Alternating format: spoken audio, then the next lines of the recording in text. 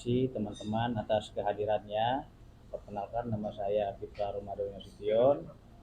Di sini ada rekan sesama advokat juga, Bapak Brigjen Pol Purnawirawan Siswandi dan Saudara Georgian Oberta. Kami mengucapkan terima kasih kepada rekan-rekan yang telah hadir dalam hal memberikan hak jawab sekaligus meluruskan pemberitaan-pemberitaan dari tersangka KH yang telah menyudutkan dan merendahkan klien kami maupun profesi advokat. Jadi perlu kami sampaikan kepada rekan-rekan bahwasanya puji syukur kepada Tuhan yang Maha Kuasa, laporan klien kami terhadap saudara KH statusnya saat ini telah ditingkatkan dari terlapor menjadi tersangka. Sudah resmi kita mendapatkan penetapan tembusannya kepada korban langsung, yaitu Dr. Siska Hoirunisa. Rekan-rekan yang saya hormati sekalian, yang kami banggakan, bahwasanya permasalahan ini akan kami sampaikan sekarang. Karena selama ini kami diam. Kami selama ini diam karena apa? Karena kami tidak mau mengganggu ataupun mencampuri proses hukum yang sedang berlangsung. Bahkan tidak mau mengintervensi proses hukum yang sedang berlangsung di penyidikan Polres Kabupaten Bogor. Karena kami menganggap kewenangan polisi ini biar berjalan dengan sendirinya tanpa ada intervensi ataupun hal-hal lain yang mengganggu proses hukum.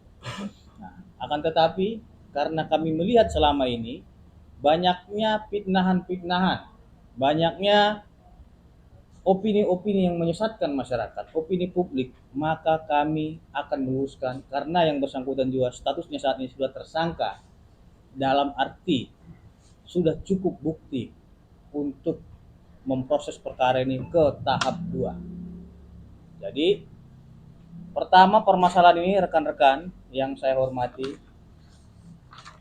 permasalahan ini terjadi sekitar tanggal 26 Mei ya. 26 Mei 2022, tepatnya pada pukul 20.00 WIB di Hotel Bed Kesegaran Tresia di Puncak Bogor. Biar rekan-rekan juga mengerti dan kita juga tidak sepotong-sepotong menceritakan permasalahan ini dan kasihan masyarakat dibohongi dan dibodoh-bodohi seperti itu.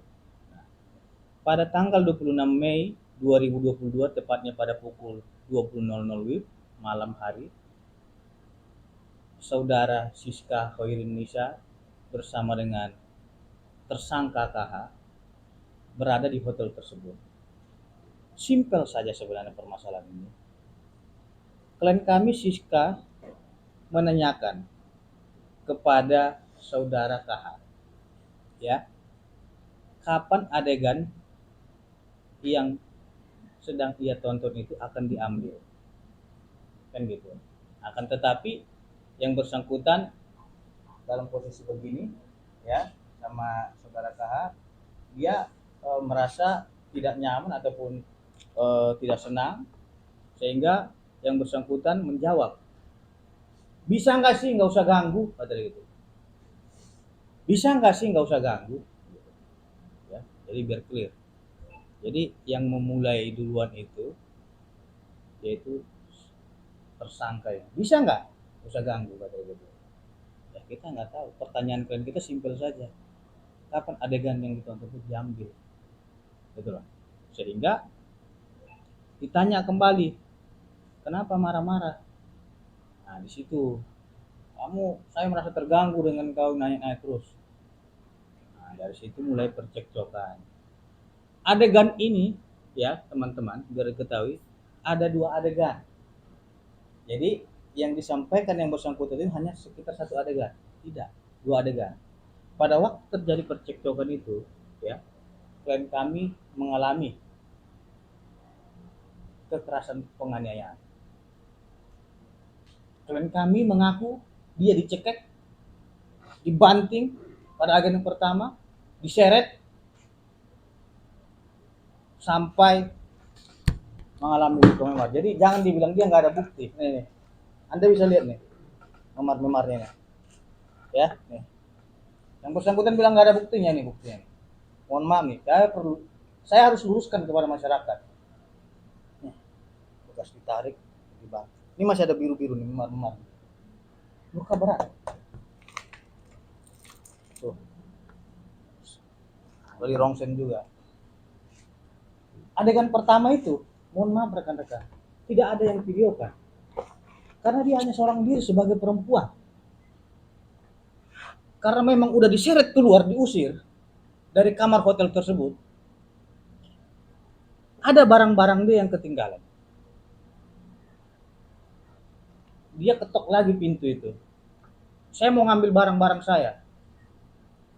Adegan pertama itu tas dia yang berisi dengan barang-barang yang begitu berat dilemparkan ke situ.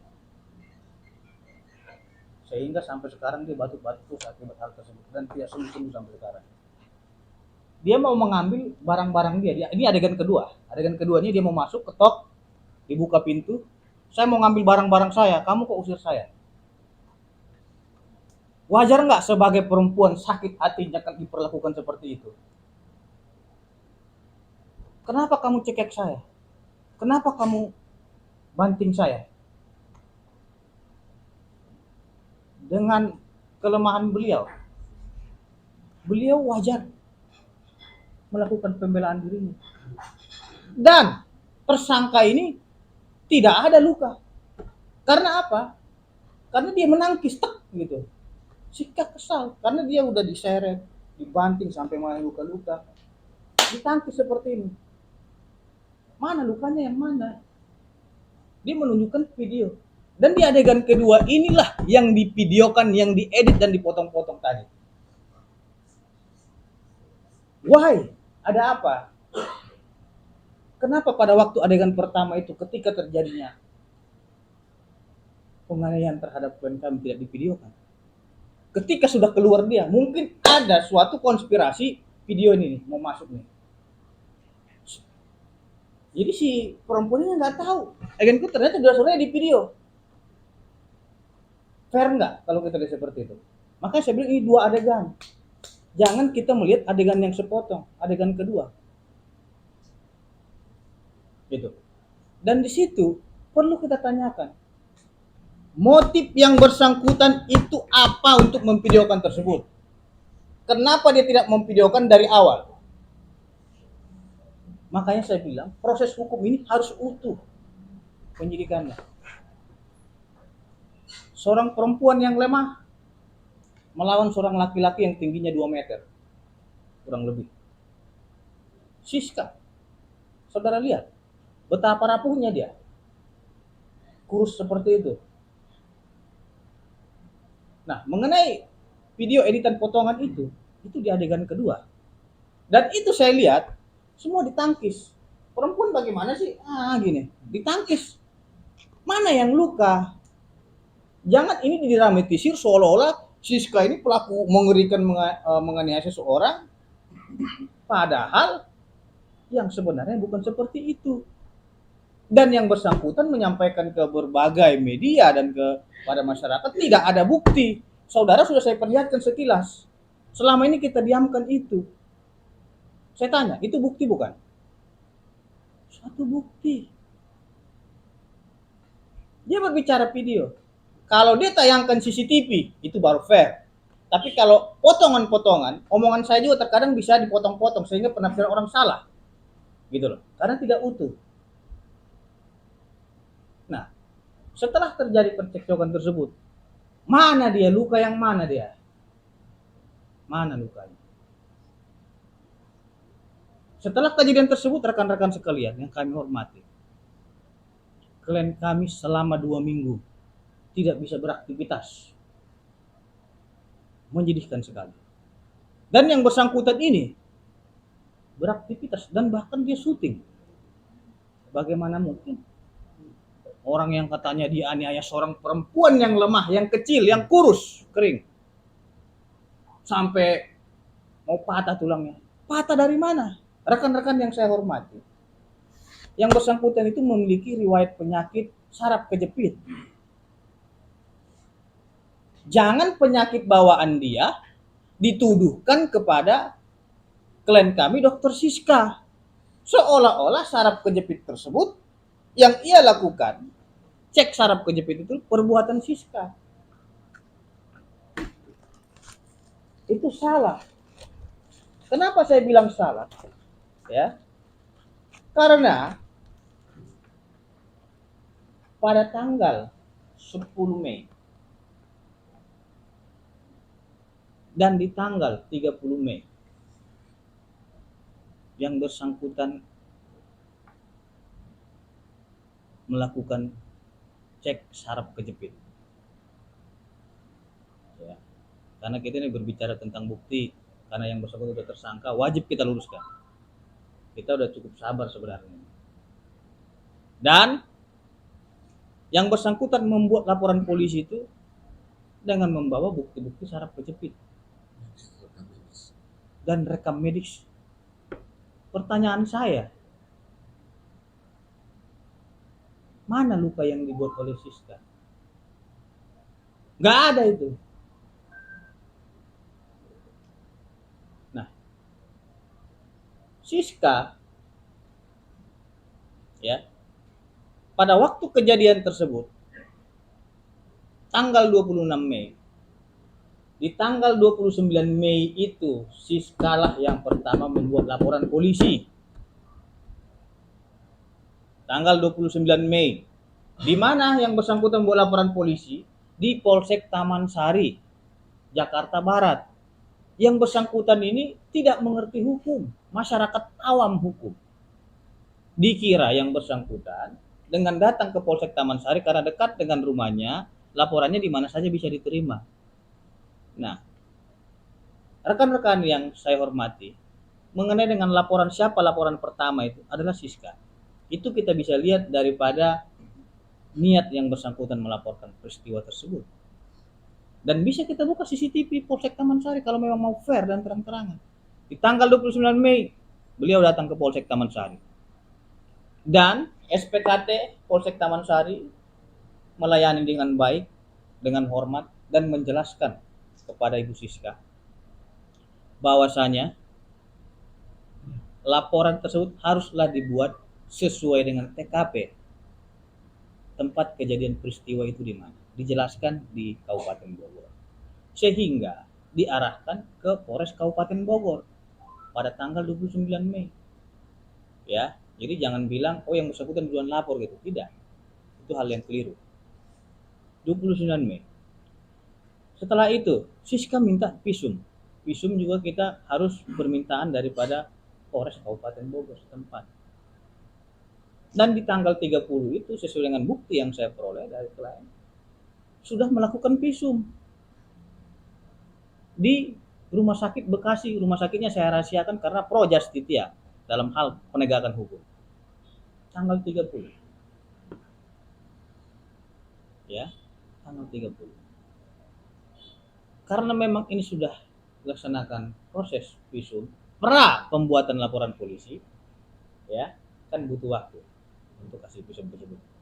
Sehingga di tanggal 12 Juni 2022, karena memang sudah dilakukan proses visum tadi, dibuatlah laporan polisi di Polres Kabupaten Bogor, resmi terdaftar.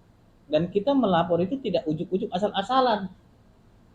Yang namanya penganiayaan itu haruslah visum buktinya. Jangan Anda bawa penyakit-penyakit Anda yang dulu itu seolah-olah itu bukti. Polisi juga bisa menilai, penyidik juga bisa menilai apakah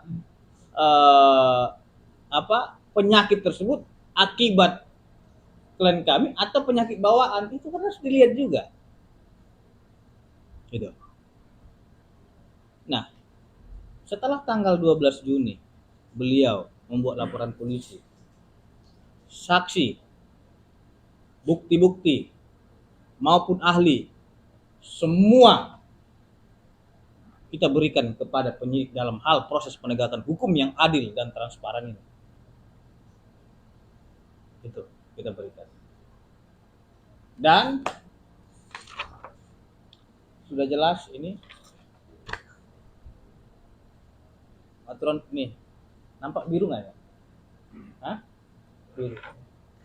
Bagaimana dia melukai dirinya seperti ini di belakang ini? Dari mana?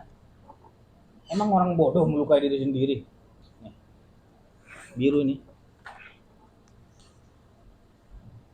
Ya, ini lagi riwayatnya nih.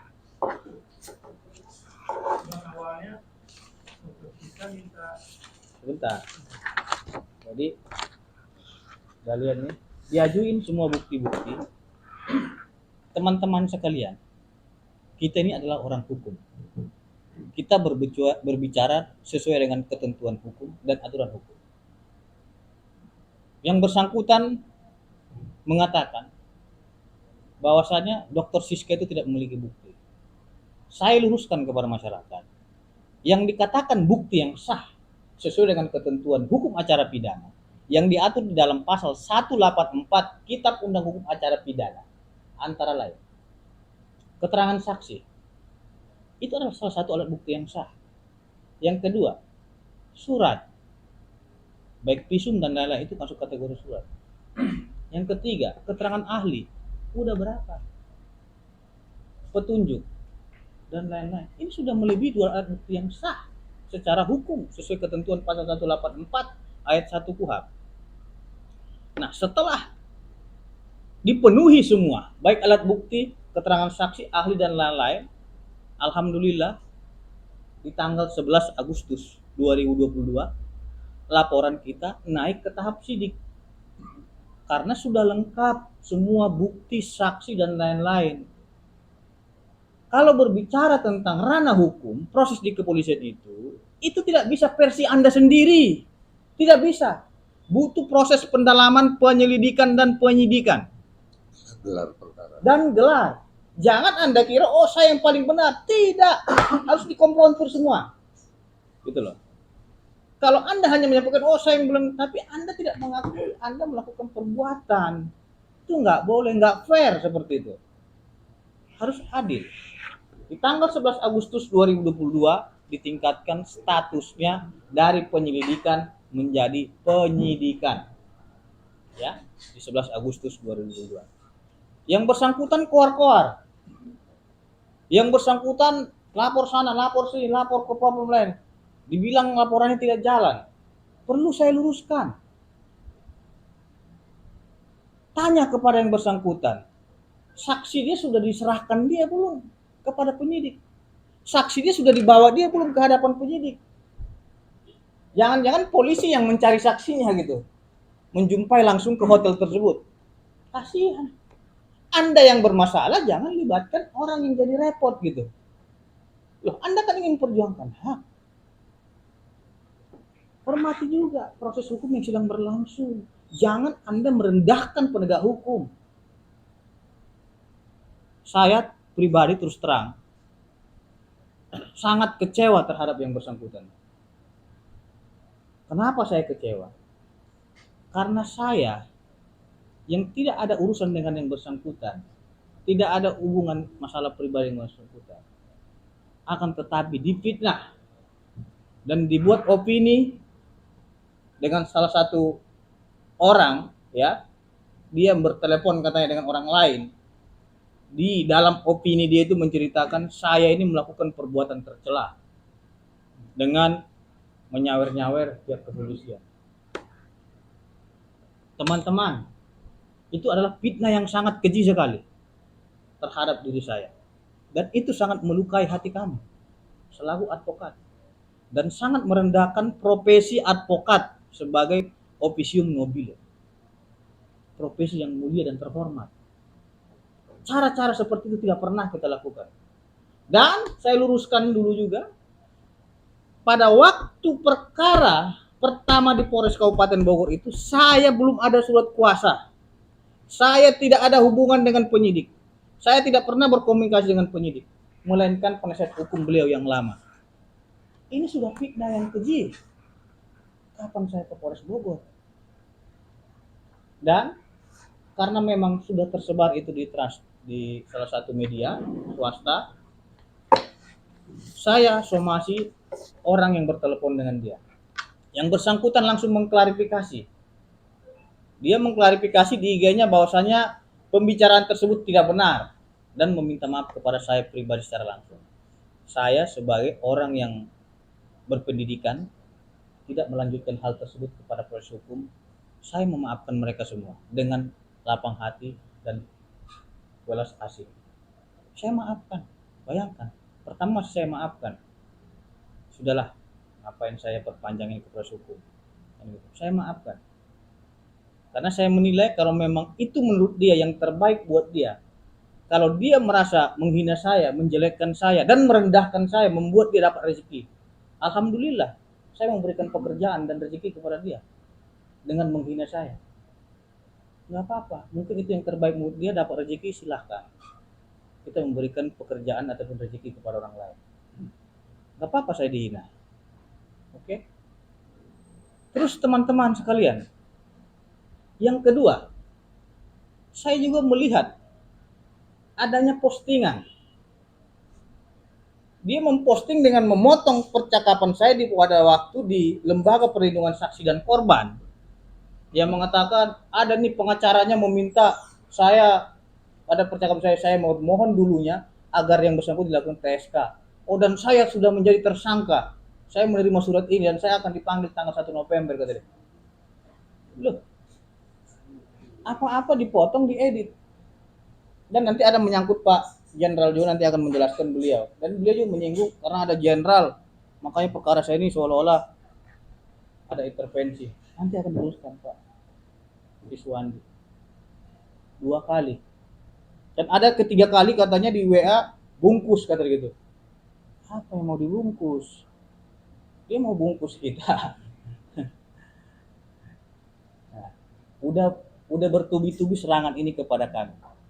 Memang saya lihat nih rekan saya Pak Brigjen Siswandi sangat orangnya tenang, slow, walaupun fitnahan itu bertubi-tubi, tetap kita tersenyum aja menghadapi itu.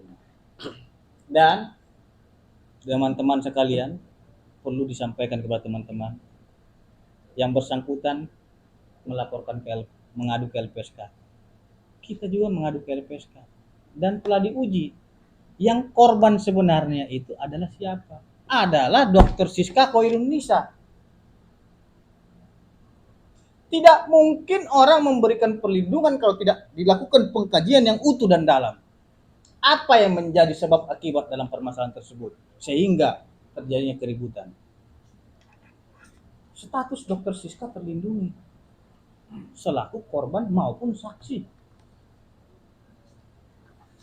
Dan yang bersangkutan mana? Nggak ada. Janganlah sedikit-sedikit dibuat opini negatif, digiring masyarakat ini sehingga hal-hal tersebut menjadi keliru. Jangan. Ini orang yang lemah, apalagi seorang perempuan yang tiada berdaya. Nah, setelah itu yang bersangkutan sudah ditetapkan tersangka. Kita secara pribadi wajar dong meminta keadilan dan kepastian hukum, memohon kepada Bapak Kapolri, memohon kepada Bapak Kapolda Jawa Barat, memohon kepada Bapak Kapolres, Bapak Kasat Polres Kabupaten Bogor dan penyidik Polres Kabupaten Bogor untuk segera melakukan tindakan tegas terhadap tersangka ini karena sangat sudah melukai hati kami. Kami bermohon Pak, mohon kepada Bapak Kapolres Bogor, mohon kepada penyidik, tolong dilakukan tindakan tegas terhadap yang bersangkutan ini karena telah meresahkan diri kami selaku pribadi maupun korban dan masyarakat, yang membuat isu-isu liar dan sangat merendahkan penegakan hukum di negara Republik Indonesia ini. Ini sangat luar biasa, sangat merendahkan dan melukai hati kami.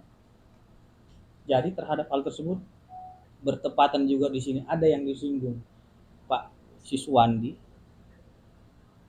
karena nama baik beliau sebagai pejabat, mantan pejabat negara, Pati Polri dahulunya, yang menyangkut-nyangkut jenderal-jenderal katanya akan dijelaskan oleh Pak Siswandi. Silakan.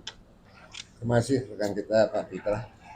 Rekan-rekan, saya meluruskan atas fitnah saya karena beliau menyebarkan fitnah itu karena jenderal saya jadi tersangka. Tadi udah jelaskan sama Pak Fitra, kita dari mulai kasus yang tadi diceritakan mulai Mei, Juni, Juli, Agustus, September, kita bukan kuasa hukumnya. Iya. Ya. 13 Oktober ya. Bang. Kita jadi kuasa hukum adalah 14 Oktober. 13 Oktober. 13 Oktober.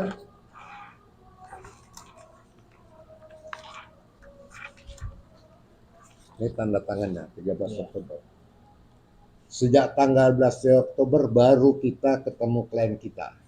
Baru kita minta semua lengkap kronologis dan dokumennya. Oke. Dan disangka saya seorang brigjen mantan Pati Polri. Dibilang saya bukan lawyer. Ini rekan-rekan, saya disumpah di pengadilan tinggi DKI saya sebagai lawyer. Tampak ya, saya predikatnya sudah advokat resmi.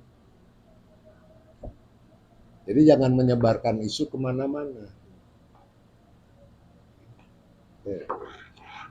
Yang kedua, saya tidak kenal penyidik, saya tidak kenal Kapolres. Saya menyentuh Kapolres itu minta gelar pada hari Senin. Dan itu bersamaan dengan LPSK di ruangan rapat. Baru saya kenal itu. Penyidik, Kapolres baru saya tahu dan tatap muka. Kita gelar versinya polisi apa, penyidik kita tampung, versi dari LPSK bahwa udah dilindungi kita tampung, kita selaku lawyer. Permintaan saya satu waktu itu kepada Kasat Serse. Ya, kami mohon melakukan penyidikan yang seimbang. Karena ini ketimpangan. Saya 35 tahun jadi reserse, saya praktisi tahu ketimpangan ini. Tatkala saudara KH dipanggil, ya, sebulan tidak muncul, tidak ada reaksi dari penyidik. Tatkala klien kami di panggilan pertama, kita kedua ke India, kita sudah kirim surat resmi. Kenapa dipanggil lagi panggilan kedua tanggal 17 yang untuk tanggal 24? Nggak fair. Ini untuk menjustis bahwa nanti klien kami tanggal 5 pulang dari India untuk dijemput. Ini nggak boleh. Ya, status sudah perlindungan LPSK. Kedua minta penundaan karena mau ke India berobat. Ada muncul panggilan kedua. Ini biasanya penyidik akal-akalan gitu. Tiba di Indonesia tanggal 5 dijemput. Itu yang saya luruskan. Ayo silakan. Kan kita dilaporkan 352 silakan. Kita melapor 351 dan 335 sudah tersangka. Nggak diapa-apain. Wajar kalau kita mengirim surat ke setingkat lebih atas. Kita ngirim surat ke Karwasdik untuk digelar secara objektif. Ya, dan sampai hari ini saya belum pernah ketemu Karwasdik, hanya surat. Nah itu diminta digelar, kan fair kita. Nah hari ini kenapa kita konvers? Karena dia keluar-keluar di Bogor, dia hari ini diperiksa sebagai tersangka. Ya mudah-mudahan penyidik memberikan keadilan dan kebenaran yang hakiki. Jangan sepotong-sepotong. Tadi udah jelaskan, saya lengkap visumnya, saya lengkap semua. Ini yang saya sampaikan kepada penyidik. Silakan jalan bersamaan, silakan transparan, jangan berkaki dua. Saya 35 tahun sebagai penyidik, saya praktisi, sekarang lawyer. Ya kita meluruskan, ya. Jadi saya resmi, saya ingatkan Anda. Ya, Anda sudah memfitnah klien kami, sudah memfitnah saya. Kita belum bertindak, belum kita mengatakan apa-apa, baru hari ini konvers. Yang dibilang dokter sisa, dokter palsu lah, yang ada izin, kita penipu, kita mesti diam aja. Yang polisi mengintervensi, saya lawyer, kita mesti diam aja. Nah hari inilah baru kita konvers. Ini dari kami, mungkin dilengkapin atau ada tanya jawab. Silakan teman-teman. Itu selesai lah. Yang dilempar tas, yang dicepik, yang diseret, apa-apa selesai. Disuruhlah, diseret keluarlah Siska. Dokter Siska keluar. Di dalam ada orang dong. Dokter Siska itu ngetop ya untuk mengambil tas. Berarti di dalam ada persiapan dong. Kita lihat dari videonya ini ada 2 handphone. Satu handphone mati mungkin ya ditaruhkan di satu tempat, satu berjalan. Ini apa maksudnya? Motifnya apa? Itulah yang disebarkan dipotong-potong. Sedang kejadian dari awal tidak. Saya sampaikan ke penyidik, coba tolong visionnya. Kalau kita melapor ke vision itu jelas. Nah, kalau mereka pakai jejak rekam medis bahwa itu penyakit pinggang untuk melaporkan polisi, panggil aja rumah sakit. Kita pernah kasus kok Setnopil, ya kan? Yang nabrak yang ke rumah sakit mana, direkayasa ditangkap kok. Nanti kan hak jawab dari rumah sakit ada. Ya, jangan itu dipaksakan untuk membuat laporan polisi, padahal rekam medis, bukan visum. Nah, itu kewenangan penyidik, saya hanya memberikan masukan. Gitu. Itu udah saya sampaikan, ada notulennya ada. Gitu notulen kita buat, kita kirim juga ke Polres Kasat. Nggak dikomplain juga isi notulen, karena di situ pembicaraan Kasat ada, pembicaraan LPSK ada, pembicaraan dari PH ada. Dirangkum oleh 2 notulen, gitu jadi kita kirim.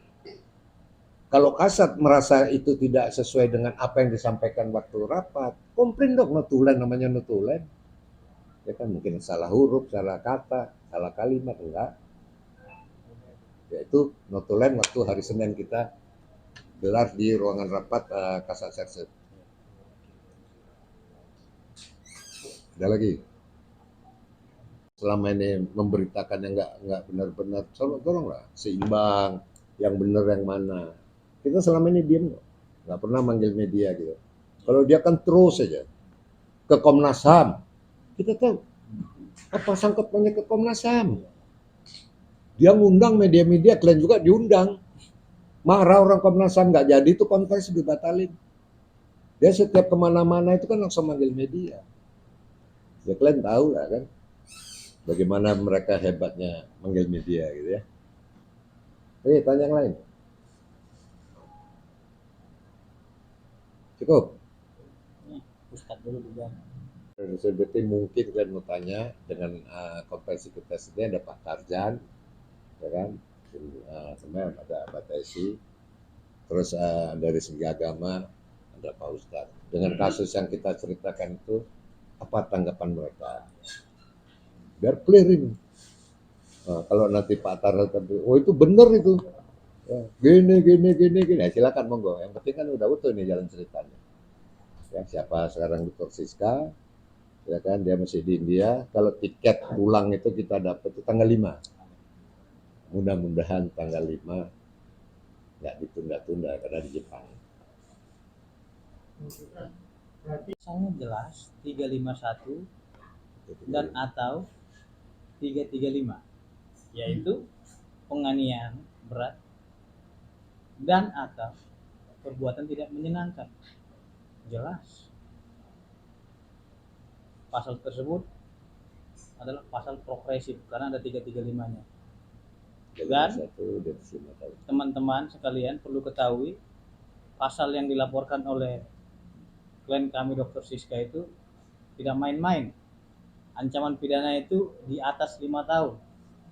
Jadi saya minta, karena pasal ini di atas 5 tahun, mohon kepada penyidik agar dilakukan tindakan tegas terhadap tersangka ini, mengingat pasal tersebut ancaman pidananya di atas 5 tahun. Terus yang kedua, rekan-rekan sekalian, bahwasanya terkait dengan kasus ini, karena memang Dr. Siska juga statusnya terlindungi, saya kira kita semua sangat menghormati aturan hukum dan kita mengerti tentang kitab undang hukum acara pidana, dan kita juga mengerti tentang undang-undang sebagai hierarki perundang-undangan tertinggi di negara Republik Indonesia. Sehingga dengan adanya novum baru, maka berlakulah asas lex specialis derogat lex generali. Artinya hukum khusus mengenyampingkan hukum umum. Hukum umum itu adalah kitab undang hukum pidana. Hukum khususnya adalah undang-undang. Kalau sudah ada aturan undang-undang yang mengatur tentang suatu peristiwa, dalam hal ini saksi, pelapor maupun korban yang akan atau sedang ataupun telah membuat laporan polisi terkait dengan laporan polisi yang dibuatnya, tidak dapat dituntut ataupun digugat baik secara pidana maupun perdata. Itu diatur rekan-rekan sekalian di dalam Undang-Undang Nomor 31 Tahun 2014 tentang perlindungan saksi dan korban. Di ayat 2-nya dikatakan, apabila ya, di pasal 10 ayat 2-nya dikatakan, apabila ada tuntutan atau gugatan terhadap saksi, korban, pelapor, ya, terhadap dengan laporan polisi yang ia buat atau sedang ia buat, maka tuntutan tersebut haruslah ditunda sampai laporan polisi yang ia buat tersebut telah diputuskan dan inkrah secara hukum. Artinya apa? Undang-Undang Nomor 31 Tahun 2014 adalah lex specialis. Sehingga KUHP tidak boleh menabrak undang-undang tersebut. Karena Undang-Undang Nomor 31 ataupun undang-undang adalah hukum tertinggi negara Republik Indonesia dan peraturan paling di bawahnya. Dan itu tidak boleh bertentangan dengan undang-undang ataupun aturan yang di bawahnya, sehingga jelas masuk dalam kategori asas lex superior derogat legi inferior. Artinya suatu peraturan yang lebih tinggi tidak boleh dilanggar aturan-aturan yang di bawahnya. Gitu. Bang, tindakan tegas itu maksudnya minta penahanan gitu bang? Kayak penahannya. Tindakan tegas itu minta menahan KH gitu. Jelas kita minta tindakan tegas. Tindakan tegas itu kan, kalau sudah berbicara tindakan tegas itu kan polisi yang menilai tindakan tegas itu seperti apa. Bisa seperti penjemputan, penahanan, dan surat perintah membawa. Kita tidak mau mengintervensi polisi, makanya bahasa saya mohon tindakan tegas. Silakan polisi yang menilai atas ketidakkooperatifan yang bersangkutan, gitu loh.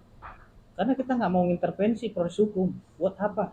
Kita masyarakat lemah yang biasa meminta keadilan untuk mendapatkan perlindungan hukum terhadap klien kita.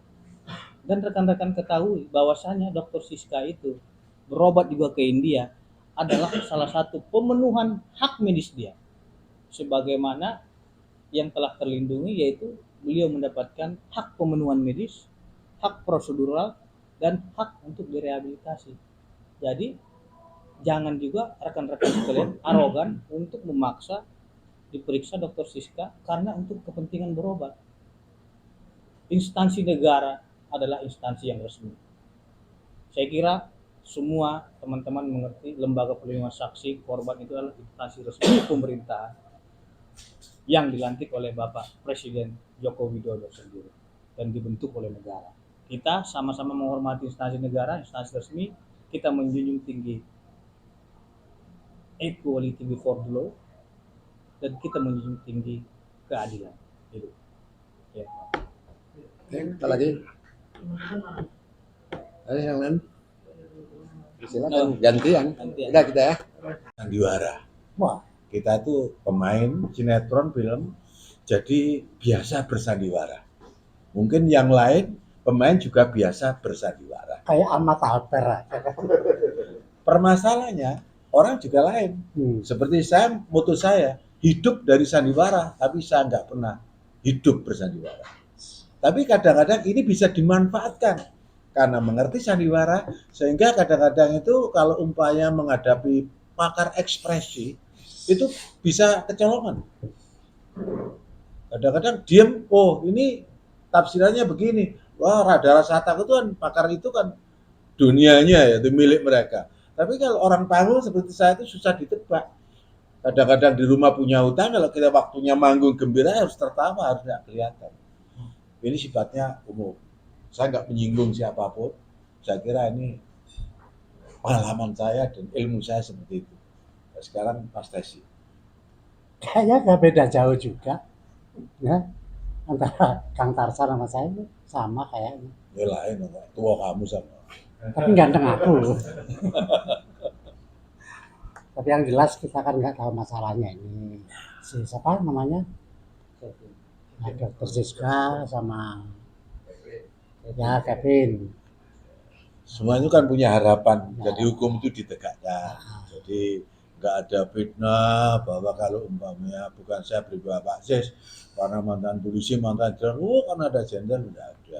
Nggak ada itu tuh. Wah itu tingkat tesi karena umpamanya seperti itu saya kira karena dia itu sebagai advokat ya resmi disahkan oleh presiden, saksinya ya tesi apa ya saksi. Ya mudah-mudahan kasus ini cepat selesai, nggak terlalu panjang. Ya, Masing-masing punya profesi. segera selesai ya. Ya, Yang segera benar selesai. dikatakan benar, yang salah katakan salah. Karena kita itu kehidupan di artis itu selalu dilihat orang. Contohnya itu banyak. Karena kalau bicara masalah KDRT ternyata bukan pukulan saja. Saya memaki-maki termasuk sudah KDRT menyakitkan hati sudah KDRT. Kalau nggak salah begitu ya Mas ya. KDRT itu nggak fisik aja. Sikpi juga sama kena KDRT ya. Bolak-balik. Ini bicara hukum. Memang kadang-kadang, nah ini kalau udah sebagai orang panggung, saya pengalaman tes itu saya bukan apa ya, pernah ditegakkan sehingga dia kena sanksi nggak boleh main TV. Ini pertama dulu. Itu kalau diumumkan apa, secara menyeluruh seperti itu, nggak tebang pilih itu lebih bagus lagi KPI itu menurut saya. Begitu Pak Desi, menurut saya. Jadi korbannya teman saya. Kemudian yang lain ke depan ini adalah pengalaman juga. Kan banyak sekali ya kasus-kasus seperti itu, termaafkan aman, termaafkan aman. Memang itu bagus. Hukum Tuhan itu tetap berjalan dan halal dan dimaafkan. Tapi penderitaan orang lain itu kadang-kadang lama itu sembuhnya. Saya kira kalau itu saja, ini takut salah ngomong ini. Ini dari partai ya Pak, silakan. Ustaz, Assalamualaikum warahmatullahi wabarakatuh. Nahmadu wa nusallimu ala rasul karim amma ba'd. Qala Allah Ta'ala fi Qur'anil Karim, a'udzu billahi minasyaitonir rajim. Bismillahirrahmanirrahim. Innal ladzina qalu rabbuna Allah tsumma istaqamu tatanazzalu 'alaihim malaikatu alla takhafu wa la tahzanu wa abshiru bil jannati allati kuntum tu'adun. Wa qala aidan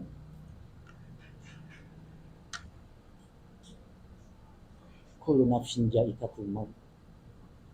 Faqala Rasulullah SAW, kullu ummati yadkhuluna jannah illa man aba. Kila ma ya'ba ya Rasulullah? Qala man ata'ani dakhala jannah wa man asani faqad aba. Sadaqallahul azim wa sadaqallahu rasulul karim. Teman-teman semua, saudara-saudara, rekan-rekan Kamu sari tilawah. media, Sari tilawahnya dijelasin. jadi pada intinya masalah saudari Dr. Siska dan saudara Kevin ini masalah yang sangat ngejelimet, masalah kecil dan dibesar-besarkan. Jadi minta tolong dari para wartawan, para media, tolong bicara sejelas-jelasnya, transparan. Jangan kita membicarakan yang berlebihan. Pada intinya kita tidak membantu siapapun, tidak menolong siapapun, kita di tengah-tengah di sini. Di sini sudah jelas bila mana seorang laki-laki memukul, bahkan dia berkeras kepada seorang istri, dia adalah bukan umatku. Jadi kalau laki-laki seperti ini sama seperti wanita, perempuan. Kalau memang sudah pakai kekerasan seperti ini. Wanita tuh Masya Allah lembut. Dilembutin, dia lebih lembut. Biar kita salah nih laki-laki, kita bohongin, Neng, jangan galak ngapa sih? Nah, kita begini, cuma seperti ini, begini. Sebenarnya gampang kalau untuk merayu seorang wanita. Jadi ini pada intinya, yang sekarang ini, yuk, saudara Kevin, mau saudari Dr. Siska, ayolah paling nggak enak kita kena hukum, masuk penjara, paling nggak enak. Tanya tuh Mbak Bates di situ, Bates itu. Luar biasa, nggak enak. Lebih enak kita di luar, biar kita nggak makan tuh, lebih enak daripada kita di dalam. Abah Tesi udah pernah merasakan, saya pun udah pernah merasakan. Yuk kita sama-sama, ayo kerjasama yang baik. Yuk bagaimana penguasa hukum. Coba yuk kita tegaskan lagi sekali lagi kepada semua para penyidik maupun semua institusi kepolisian. Ayo tegas dan adil, bijaksana dalam memutuskan semuanya ini. Insya Allah itu saja yang kita hanya bisa sampaikan. Bila ada kekurangan, saya Abi Arif Hendra Dermawan, manusia biasa, memohon ampunan kepada Allah bila ada salah saya. Sekali lagi ini karena kebodohan saya. Assalamualaikum warahmatullahi wabarakatuh. Waalaikumsalam.